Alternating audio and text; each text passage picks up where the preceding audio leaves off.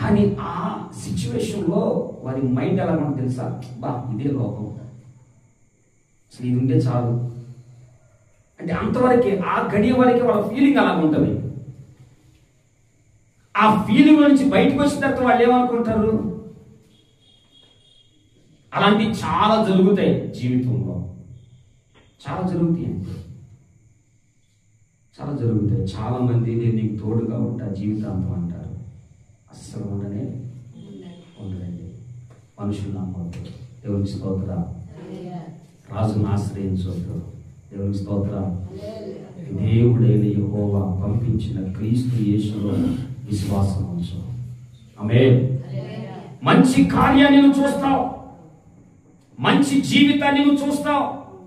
ఆయన జన్మించిన క్రీస్తు నామములో నీ మనస్సు నిలిపితే నిరాశలో ఉన్న నీ జీవితం ఆశను మరలా కలిగింపజేసేది క్రీస్తు జన్మం. మనస్ఫూర్తిగా ప్రభువుని స్తుతించి రాత్రి లేదా ఈ సమయం అయిపోయిన తర్వాత మీరు ఇంటికి వెళ్ళిన తర్వాత ఈ వాక్యాన్ని జ్ఞాపకం చేసుకొని నీ మనసుతో దేవుని పలకరించు. దేవుని స్వరమును వింటావు, మనసుతో అడగండి, పైపైన అడగద్దు. నువ్వు కామన్గా ప్రార్థన చేసినట్టు ప్రార్థన చేస్తే ఉపయోగం ఉండదు. మనసు విప్పి నీ బాధని నీ మనసులోనికి తీసుకొని లోకపు తలంపులన్నిటినీ ప్రక్కన పెట్టి ఒక్కసారి మనసు ఆలోచన దేవుని మీద నిలిపి దేవుని ఒక్కసారి పలకరించు. నీ నిరాశ మరలా ఆశను కలిగింపజేసేది క్రీస్తు. దేవునికి స్తోత్రం. కాబట్టి ఈ లేఖనము ప్రకారంగా రక్షణ మనుషులు లేదు, రక్షింపబడుతున్న మనుషుడు ద్వారా కాదు, శరీరధారిగా పంపబడిన క్రీస్తులో ఆ రక్షణ అనేది ఉంది.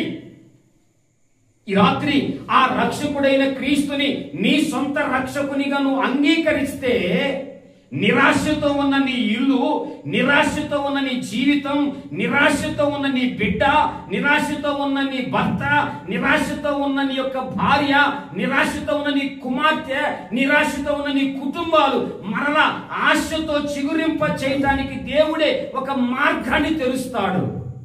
ఆయన ఈ రాత్రి జన్మించాడు అని మనం జ్ఞాపకం చేసుకుంటున్న ప్రభు అయిన క్రీస్తు, ఆయనకి మరియా అనేటువంటి స్త్రీ ఒక పేరు పెట్టిందంట, యేసు అని పేరు.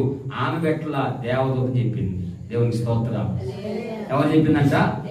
దేవదూత చెప్పింది. ఏమని? ఆయనకి యేసు అని పేరు పెట్టు. నీ సొంత నామకరణాలు ఏమన్నా మనసులో ఉన్నాయేమో, దేవుడు వాటిని మెచ్చడు.